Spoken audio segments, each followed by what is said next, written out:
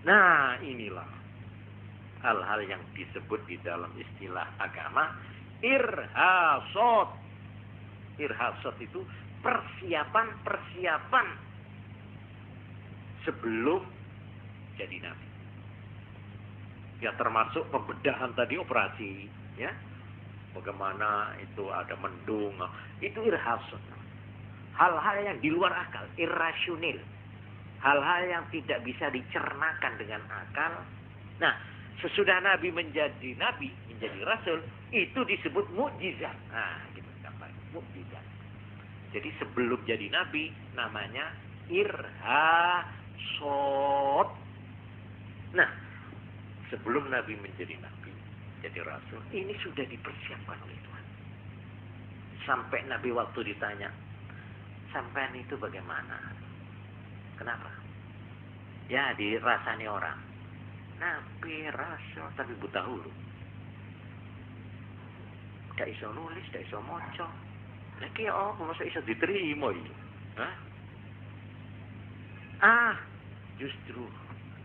Justru karena dia tidak bisa membaca dan tidak menulis, itu termasuk mukjizat. Loh, kok mukjizat? Iya.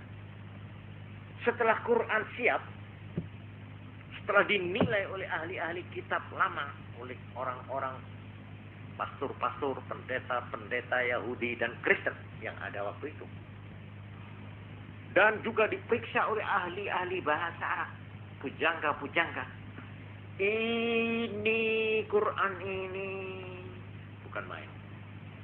Mustahil kalau seorang buta huruf seperti Muhammad bisa menulis seperti ini. Tidak bisa. Dia tidak bisa menulis seperti ini. Apalagi ini ceritanya di sini terkandung hal-hal yang terjadi zaman purba, prasejarah. Ada dalam Quran.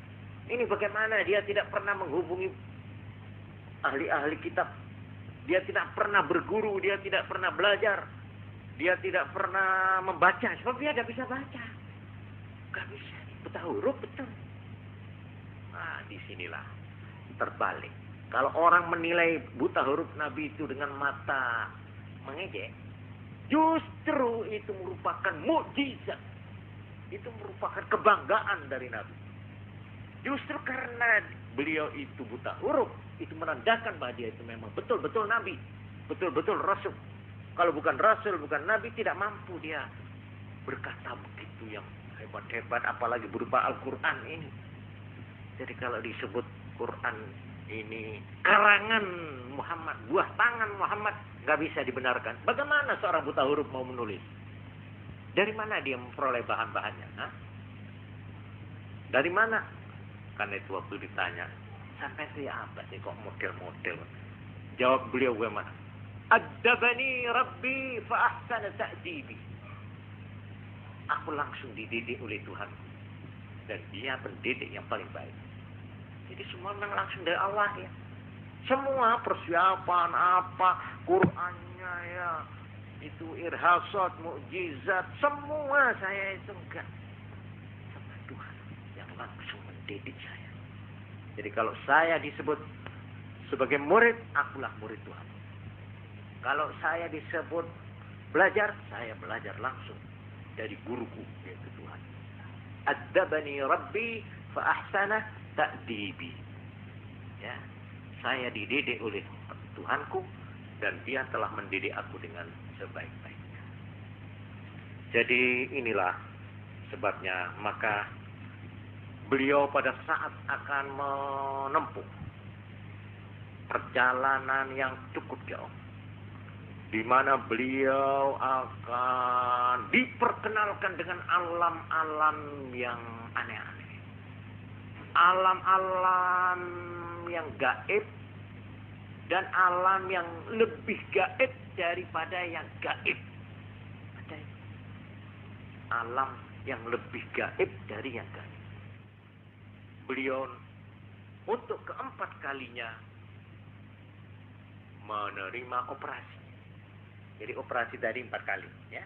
Umur 3 tahun masih dalam momongan Halimah As-Sa'diyah. Terus umur berapa? 10 tahun, iya. Terus di saat beliau akan menerima wahyu pertama, akan diangkat jadi rasul, Beliau juga mengalami pembedahan. Dan yang keempat, ini, mau melakukan Isra Mi'raj. Ini betul-betul satu peristiwa yang luar biasa.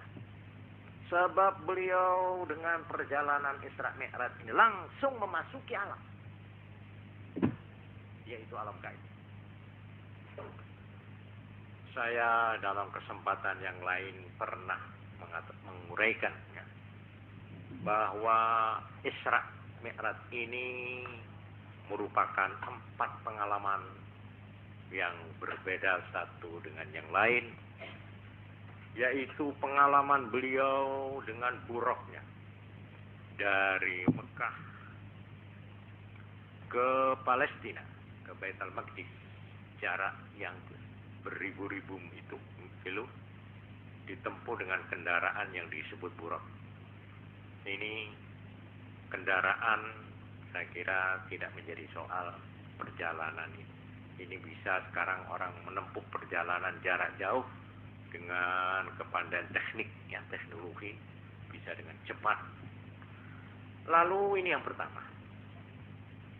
Lalu yang kedua, beliau sesampainya di Palestina, beliau diberi alat untuk naik.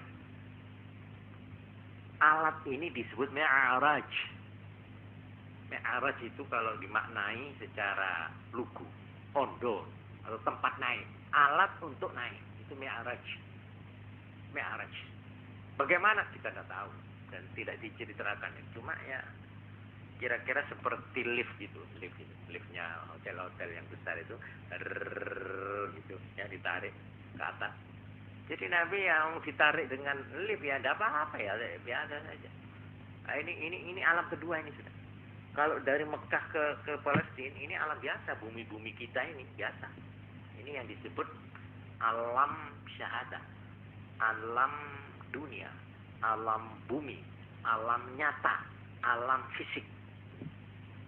Tapi dari Palestina dengan alat untuk naik yang disebut Mi'raj, nah, beliau sudah mengalami hal-hal yang luar biasa. Beliau yang disebut katanya langit pertama, 2, 3, ketemu dengan nabi-nabi yang sudah ratusan ribuan tahun itu. Nabi Adam, ya jegrek wujudnya itu. Assalamualaikum. Malah Nabi Ibrahim, Nabi Yusuf, Nabi Isa, Nabi Musa. Bukan main ini. Ini yang sudah terjadi ribuan tahun. Dialami langsung ini. Ketemu ya bicara, ngomong biasa itu. Malah beliau ini diantar terus oleh malaikat Mikael sama malaikat sama Jibril. Terus sampai ke satu batas. Nah ini mulai naik ini namanya alam gaib. Alam gaib. Atau disebut alam malakut. Alam malakut. Sampai di satu batas. Batas ini namanya perhentian. Berakhirnya semua perjalanan. Muntaha. Sidrah. Sidrah ini batas. Al-muntaha tempat berhenti. Tempat berakhir. Jadi ini sebagai stasiun. Ya, sebagai stasiun yang dari bawah sampai di sini stop. Ini namanya Sidratul Muntaha. Nah, sampai di sini Nabi itu dibisiki oleh malaikat Jibril. Nabi, ya maaf, saya dan malaikat Mikael tidak bisa terus mengiringi panjenengan ke atas. Loh, kenapa? Maaf, kondisi kami tidak memungkinkan. Di sana ada alam yang lain daripada yang lain. Kalau saya Jibril ini masuk ke sana tanpa izin Allah, tidak seorang makhluk pun diizinkan oleh Allah selama ini, kecuali baru sampean. Baru penjenengan ini. Saya sendiri sampai hari ini belum diizinkan untuk masuk ke alam. Penjenengan mau. Loh, saya sendiri. Iya. Nek apa saya ini? Ya gitu, iya. Apa? Tidak ada, Mi'rajnya sudah habis. Mi'raj sampai di situ aja. alat naik liftnya itu sampai di situ berakhir. Di situ itu entah bagaimana caranya Nabi masuk ke alam. Ya kira-kira ngawang gitu kira-kira. Ya kira-kira seperti astronot itu di atas itu kan terus bisa ngambang gitu. Iya. Nah itu kita sendiri sudah percaya pada astronot. Tapi kepada Nabi kok repot cara percaya. Bisa tak dilogika, dirasionalkan gitu ya. Nah ini setelah sampai di sana ternyata beliau sendirian, ijen kelen. Nah, ini alam di atas muntaha tadi itu disebut alam Jabarut. Jabarut. Nah, di situ Nabi kadang-kadang repot. Wah, repot tadi. Wonten napa mau untuk mriku Gusti? Ditanya, biasa atau wawancara itu biasa. Sudah datang berjalan. Ya, ngono lah. Saya lihat lautan sinar. Repot. Tidak ono tunggalik lho apa karo ini kira enek tunggalik. Ya apa indahnya bagaimana ya nek kitab-kitab ku nek wong kanca-kanca. Iku ono pohon yang daunnya seperti telinganya gajah. Keteat bahasa itu. Keteat bahasa itu sebenarnya. Iya. Enggak, jauh dari itu. Enggak bisa dilukiskan alam sana. Sehingga kalau kita pakai kacamata ukuran sini, enggak bisa. Ya. Jabarut. Sampai di satu batas yang namanya mustawa. Mustawa. Ini ijen kan Nabi. Lah kok di situ mustawa. Langsung Nabi itu berhadap-hadapan tatap muka dengan Allah Rabbul Alamin. Tidak merintih. Nah ini keistimewaan beliau. Beliau dalam wujudnya sebagai manusia yang sudah dipersiapkan oleh Tuhan untuk menempuh perjalanan ini. Ternyata akhirnya memang beliau dipersiapkan oleh Tuhan untuk langsung bertatap muka, bertemu, berbicara langsung dengan Allah Rabbul Alamin. Ini mustawa. Jadi Nabi itu bukan sekedar teori.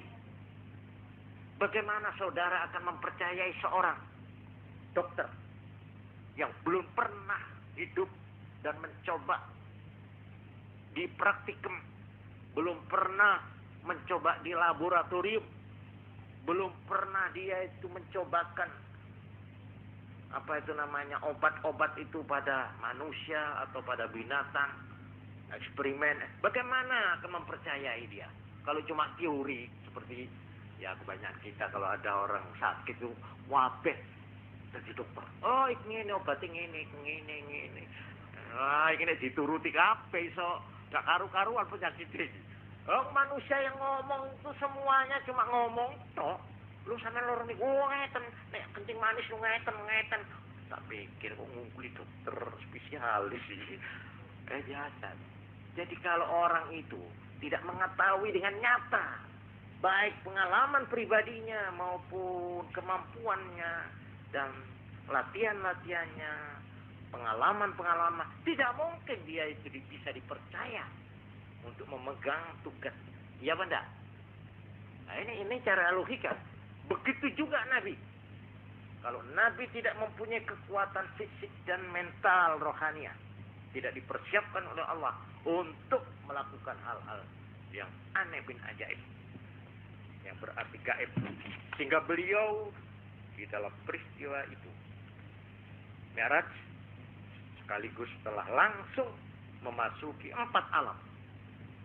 Dan ternyata alam ini memang ada 4. Dan masing-masing alam itu mempunyai hukum alam sendiri-sendiri. Gak sama. Jadi kalau ada orang yang mau bersih tegang urat, semua mau diukur dengan hukum alam di sini, hukum alam bumi. Iya, hukum di sini yang pakai sebab, akibat, ini alat positif, ini negatif, ini begini, ini. Ya semua kimia-kimia itu.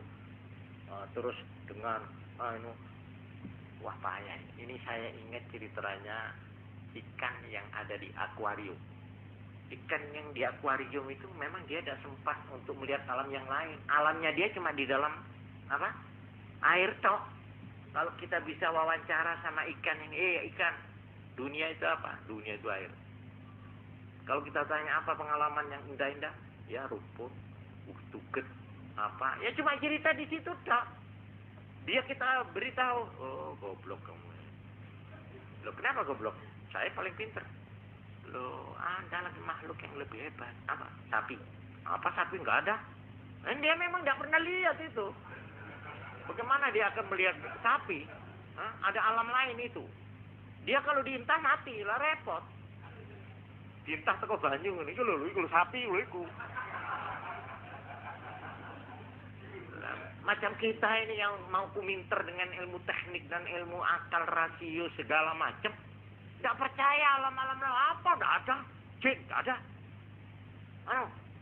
Mereka, itu nonsense. Sama jempol. Surga, surga yang sini, Hollywood ini surga. Kau mau cari-cari yang bukan-bukan, katanya dia itu begitu. Tidak percaya, persis ikannya tadi. Ikan dalam akuarium tuh. Mbok siapa kon percaya nih anak slender, tidak percaya. Apalagi ada pesawat terbang, ada ini, dia geleng-geleng, mau percaya. Nabi sebagai ikan, beliau dimasukkan ke alam-alam yang besar. Dia bertemu dengan malaikat, langsung malaikat Jibril itu menampakkan wujudnya yang asli 2 kali. 2 kali dilihat oleh Nabi. Ini wujud saya sebenarnya. Nabi mampu 2 kali melihat malaikat Jibril. Ini dalam Quran disebut. Bertemu dengan alam-alam yang saya terangkan tadi, yang namanya alam malakut. Pertama alam syahadah, alam nyata, alam bumi, terus alam malakut. Ini mulai naik sampai ke batas muntaha tadi, sidratul muntaha.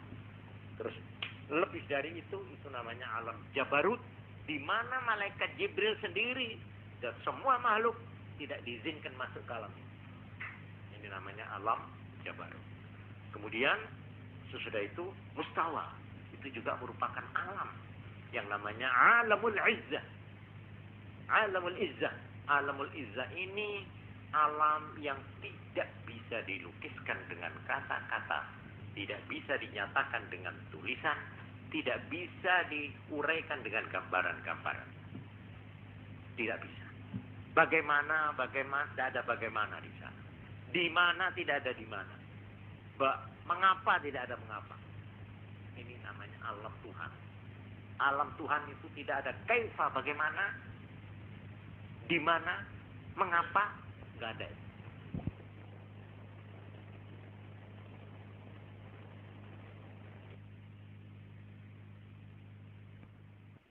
Ini saya kutip keterangan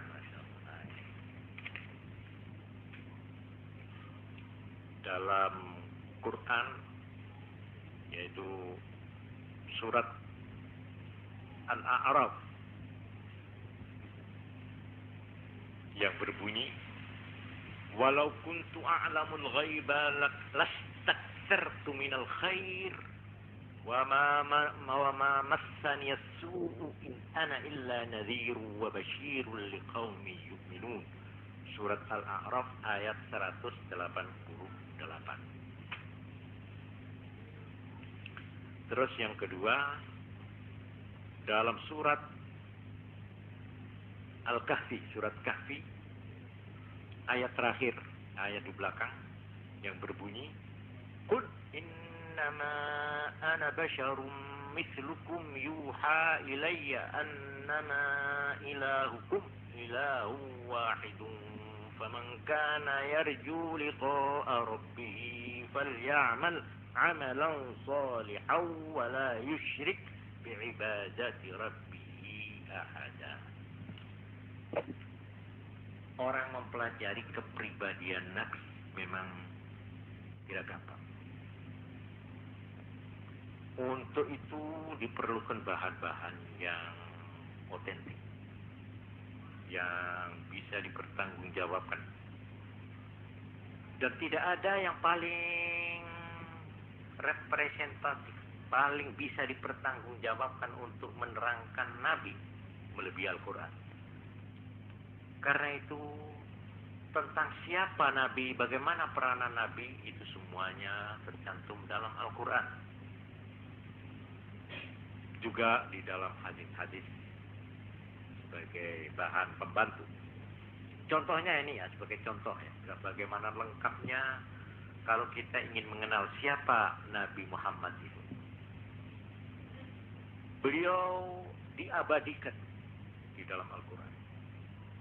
Apa saja yang menyangkut kehidupan beliau, apa saja yang menyangkut kepribadian beliau, ini semuanya dijelaskan dalam Al-Quran. Sebagai contoh, kelahiran beliau tersebut dalam surat Al-Fil. Peristiwa pembedahan tersebut di dalam surat Al-Nashrah. Keangkatannya beliau sebagai Rasul, sebagai Nabi, tersebut di dalam surat Al-Alaq. Bagaimana masa kanak-kanaknya, tersebut dalam surat Ad-Duha. Bagaimana perjalanan dan sejarah beliau berakhir, itu dijelaskan di dalam surat An-Nasr. Idza jaa nasrullahi wal fath. Itu merupakan akhir kehidupan Nabi, akhir tugas dan akhir misi Nabi. Sehingga waktu ini dibacakan, sahabat Umar dan sahabat Abbas nangis. Nangis. Loh, kenapa kamu nangis? Katanya orang-orang. Ini kan hasil puncak klimaks daripada perjuangan Nabi. Semua orang masuk Islam, menerima Islam, berbondong-bondong. Mekah sudah dapat kembali lagi. Dan. Yang tadinya kita orang usiran, diusir. Sekarang menjadi orang yang berkuasa. Tadinya orang Islam hanya 2 orang, 4 orang. Sekarang menjadi waktu itu 114.000 orang.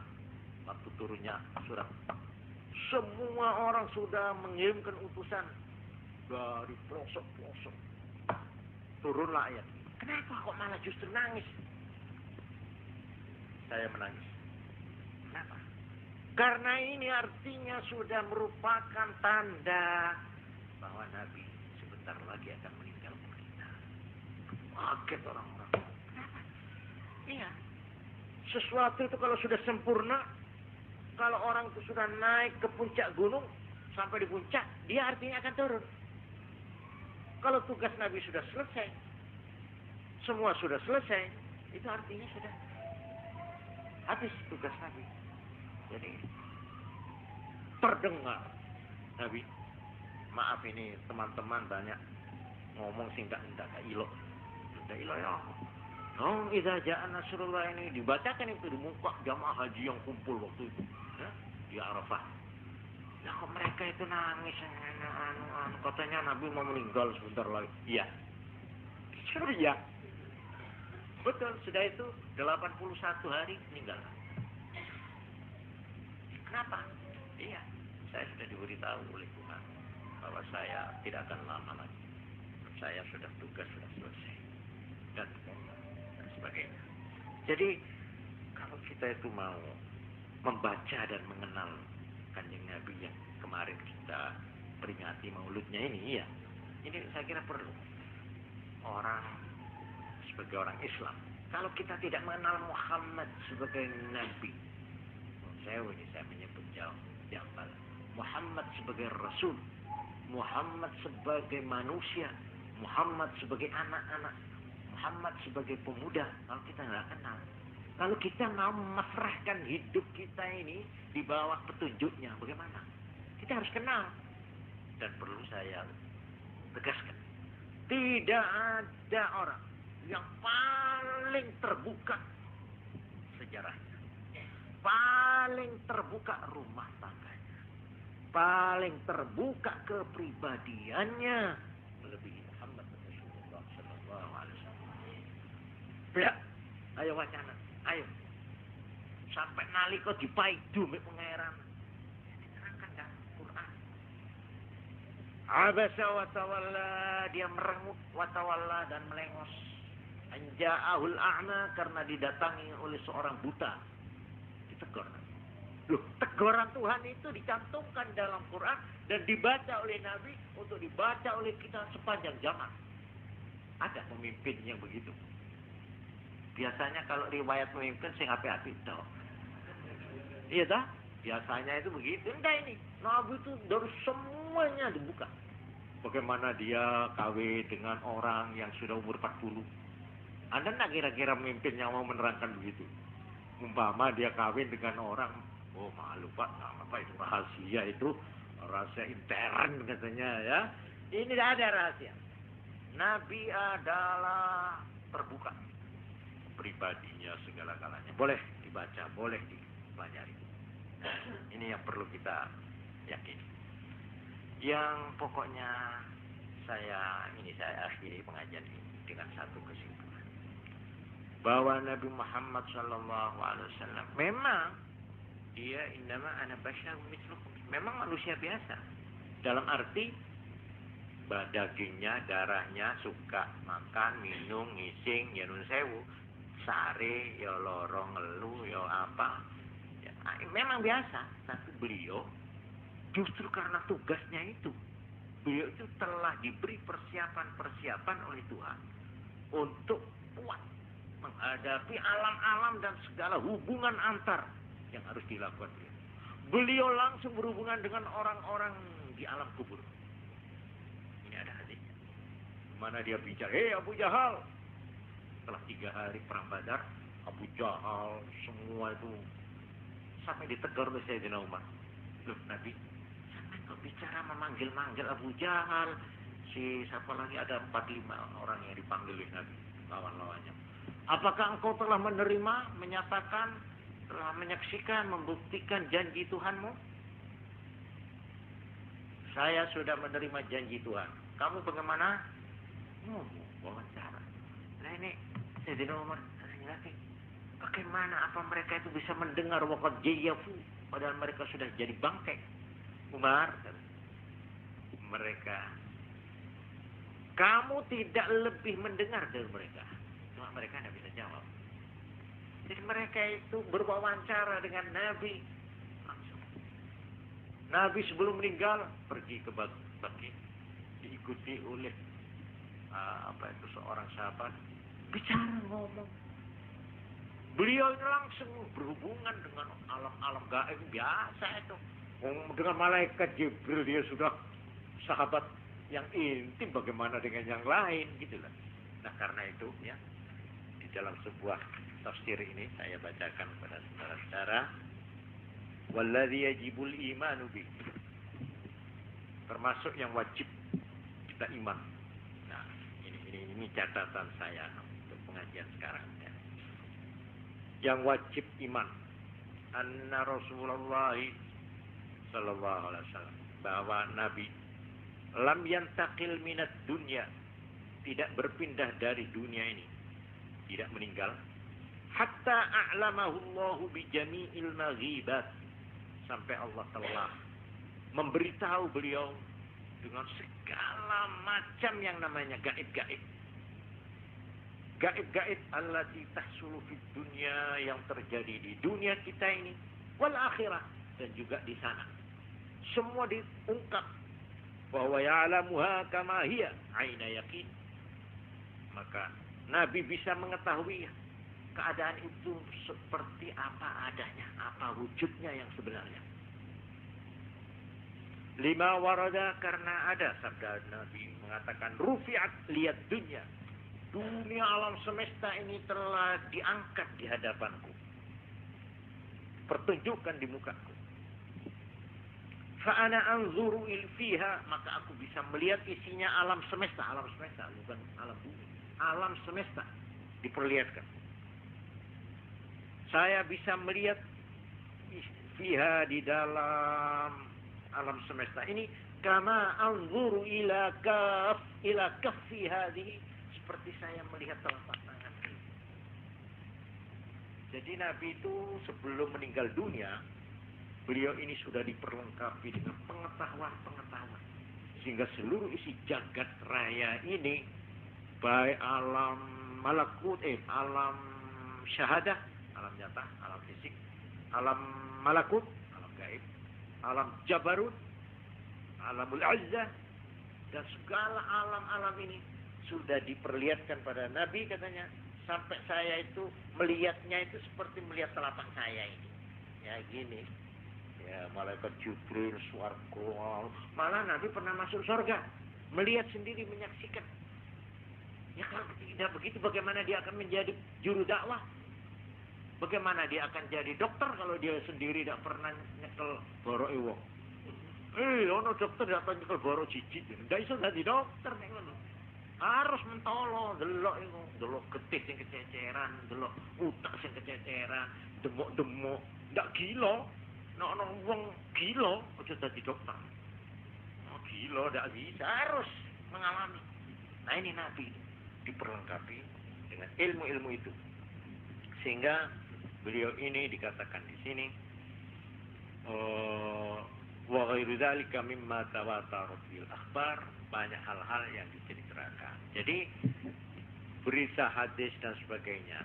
Kalau di dalam Quran kita melihat Nabi digambarkan orang biasa, memang orang biasa. Biasa dalam arti fisik, ya, fisik. Tapi rohani bukan main. Tidak bisa disamakan dengan orang lain. Umpamanya dia tidur. Tidurnya Nabi itu hanya tidur fisik, mata. Tapi hatinya tidak pernah tidur. Jadi beliau kesadaran itu tidak pernah hilang. Jadi apa itu alam tidak sadarnya itu tidak ada. Kan ada yang namanya alam tidak sadar, ya, onderbewusstsein. Itu buat Nabi tidak berlaku itu. Nabi dalam tidur bisa terima wahyu. Seperti Nabi Ibrahim yang mimpi disuruh nyembelih anaknya, itu terjadi dalam mimpi itu. Itu wahyu lewat mimpi, lewat tidur. Jadi kata-kata tidur itu enggak. Jadi kalau ada hadis Nabi semaput, itu bukan semaput dalam arti tidak sadar, ya. Itu hanya fisik saja. Jadi kalau disebut innama ana basyarum mithlukum, saya ini manusia biasa seperti kamu. Walau kuntu alamul ghaiba, andai kata saya mengetahui barang gaib, lastaksartu minal khair. Ini kalau melihat kata-katanya seolah-olah Nabi itu enggak ngerti apa-apa mengenai ilmu gaib. Enggak masuk akal, dong.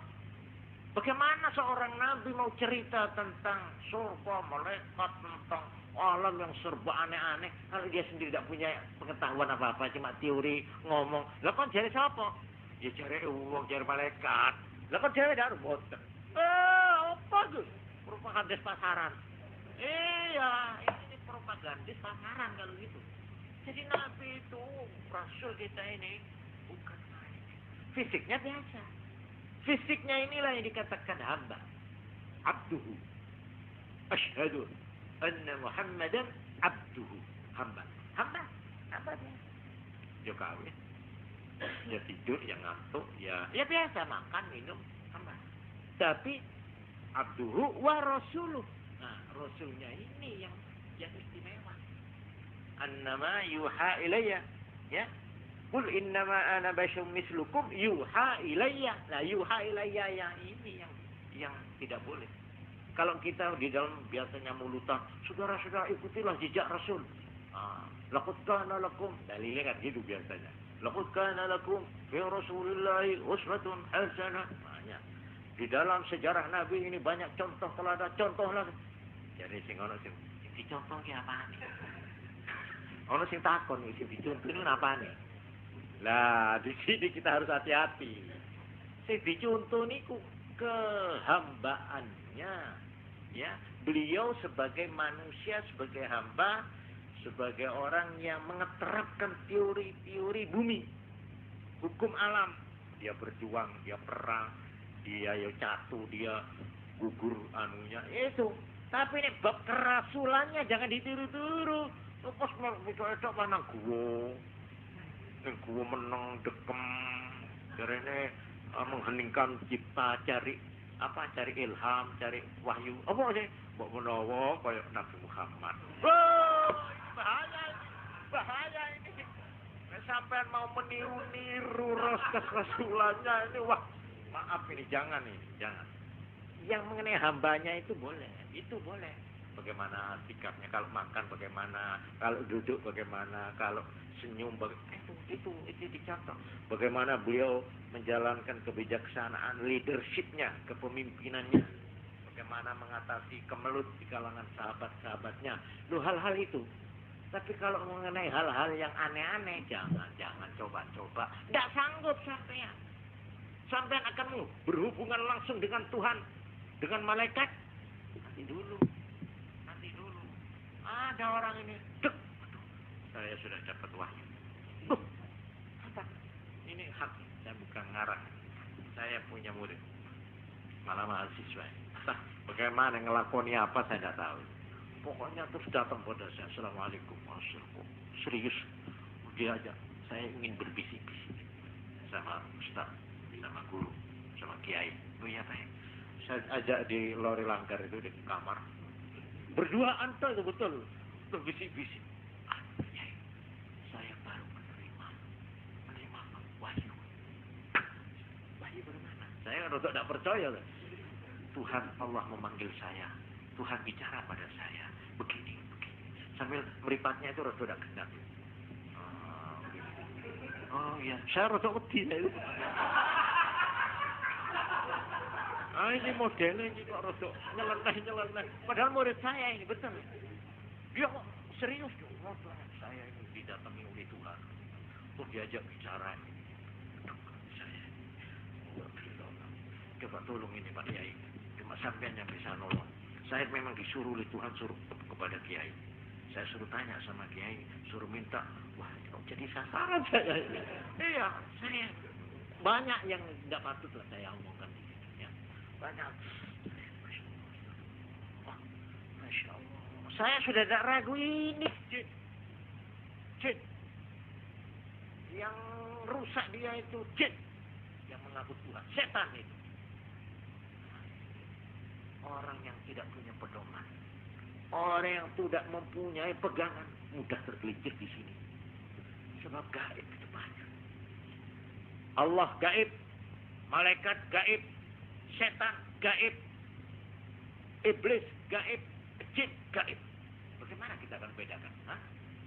Kalau kita tidak punya pegangan. Nah, oleh sebab itu tidak ada pegangan kecuali Quran dan hadis.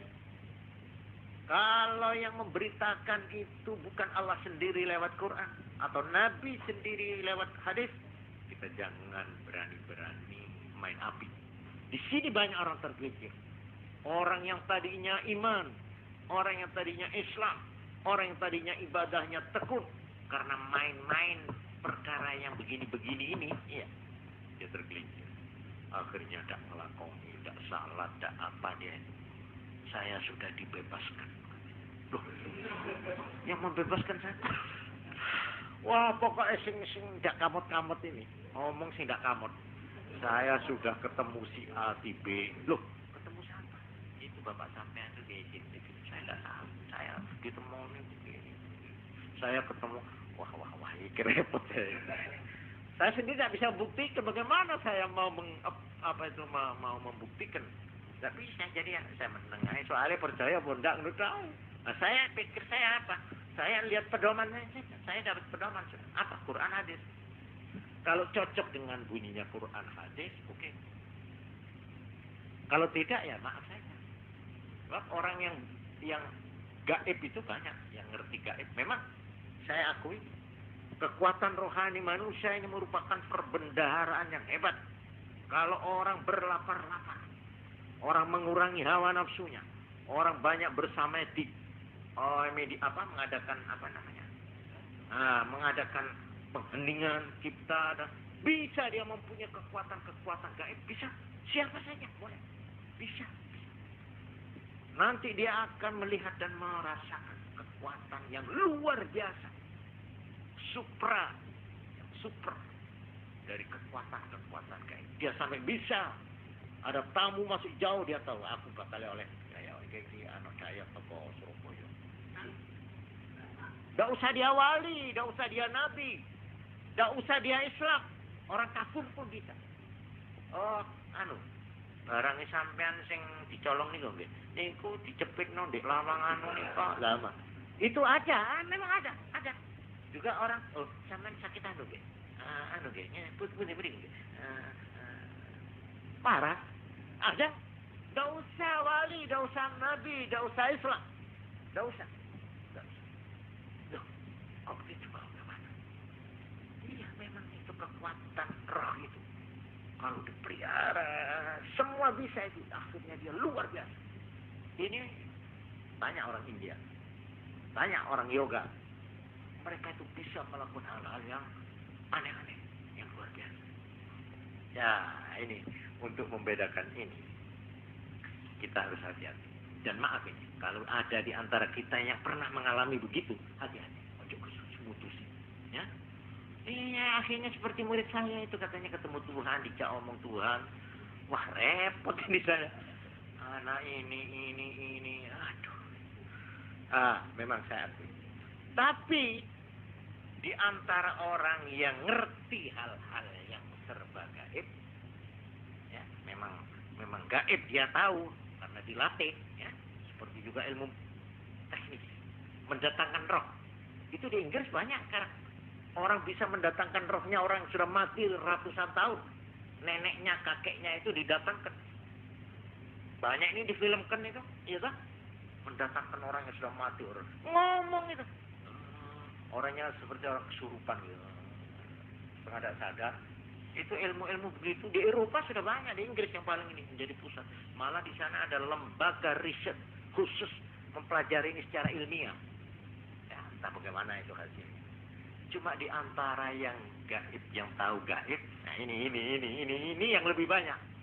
Yang gaib. Nah, ini yang saya minta perhatian. Ya, betul ini, saya bukan guyon ini, ya. Sekalipun sampean ketawa, kalau ada wali, ya, waliullah, kekasih Tuhan, maka masih lebih banyak yang 5 wali, yang etok-etok hati wali. Tidak usah wali. Zaman Nabi kita 4 orang yang mengaku Nabi. Coba. Dan paling tanggung Nabi Muhammad itu ditandingi oleh 4 Nabi palsu. Coba. Dia mengerti hal-hal yang gaib, yang aneh-aneh. Ada ini namanya, yang satu itu karena dia nebak bener terus ngaku Nabi. Ada nebak apa gitu, ada peristiwa gini, Tolhah atau Tulaikha atau apa itu. Dia terus mengaku jadi Nabi. Ada lagi yang dibalik oleh Tuhan. Itu idunya itu mati. Kalau itu terus harum, terus bisa diminum. Akhirnya bareng itu nih siji pamer itu nih sumur. Akhirnya bagi. Dibalik kalau pangeran. Wasin, tidak ranu. Memang dia nutip, memang diajar oleh Tuhan. Memang asalnya harum, aneh deh. Malah saudara-saudara besok menurut cerita hadis kita akan menangi orang yang namanya Dajjal. Jadi tidak bisa diragukan. Dajjal itu digambarkan oleh hadis seorang yang mampu menyunglap tanah gersang menjadi subur. Seketika. Itu kerikil-kerikil dikumpulkan. Dia duting menjadi emas, berlian, inten apa. Langsung. Orang yang sakit disembuhkan. Orang yang mati dihidupkan. Dajjal. Cuma dengan satu permintaan. Kamu ikut saya. Kamu mau kaya sekaya-kayanya. Ini. Kerikil. Kayak berlian. Soalnya tidak kepincut. Rumahnya rumah gede akhirnya menjadi gedung seperti disunglah itu kepada Dajjal besok akhir zaman. Kalau sudah mau kiamat itu mesti ketemu, saya sampean ketemu. Wah, mau saya tunggu saja tanggal mainnya, ya buktikan aja nanti. Dan dia akan duting, langit turun hujan. Cuma satu, kamu harus mengakui aku Tuhan Allah. Nah, di sini ujiannya. Orang yang tidak kuat imannya karena melihat kenyataan yang aneh. Ya, asyhadu. Lalu syahadatnya ganti, bukan Allah ilaha illallah, tapi ana dajjal Allah. Nah ini berubah. Ini besok. Ini betul-betul akan terjadi. Tapi kalau itu sudah muncul, itu artinya sudah akan kiamat. Ya siap-siap saja kita. Kalau itu. Dah, jadi pokoknya tentang gaib ini seperti yang ditanyakan, bagaimana saya kalau datang kepada dukun, tentang nasib, tentang jabatan, tentang kecurian, tentang apa lagi Bu? Ini yang tanya ibu ini, ada ibu tanya apa? Ingin lulus ujian, ingin dapat SIM tanpa bayar, umpamanya loh ini ya. Walhasil nanti insya Allah akan saya lanjutkan keterangan dalam menjawab ini secara lebih ya terperinci lagi.